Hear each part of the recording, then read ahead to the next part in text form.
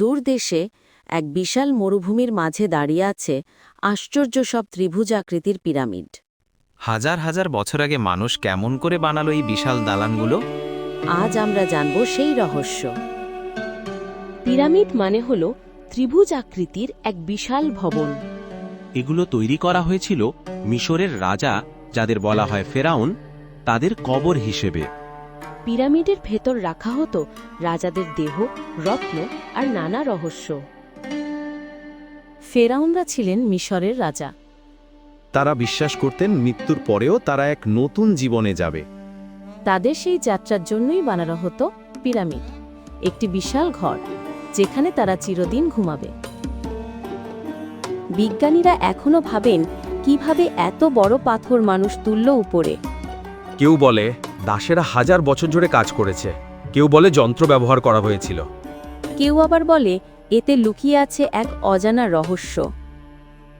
পিরামিডের ভেতর আছে গোপন পথ, ফাঁদ আর ধনভাণ্ডার। ভেতরে ঢোকা মানেই যেন এক রহস্যের জগতে প্রবেশ করা। ভাবো তো, আমরা যদি সময় ভ্রমণ করে ফিরে যাই প্রাচীন মিশরে। দেখতে পেতাম হাজার শ্রমিক পাথর টানছে, ফেরাউন নির্দেশ দিচ্ছে, আর সূর্যের আলোয় ঝলমল করছে নবনির্মিত পিরামিড।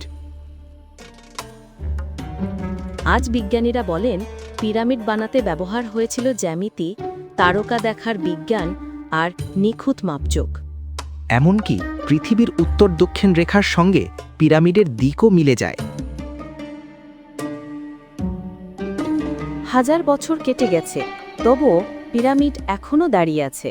ওরা যেন বলে মানুষ পারলে অসম্ভবকেও সম্ভব করতে পারে।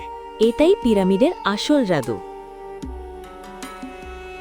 বন্ধুরা, পিরামিড শুধু পাথরের ঘর নয়, এটা মানুষের মেধা, পরিশ্রম আর সাহসের প্রতীক। তোমরাও চেষ্টা করলে একদিন তোমাদের স্বপ্নের পিরামিড গড়তে পারবে।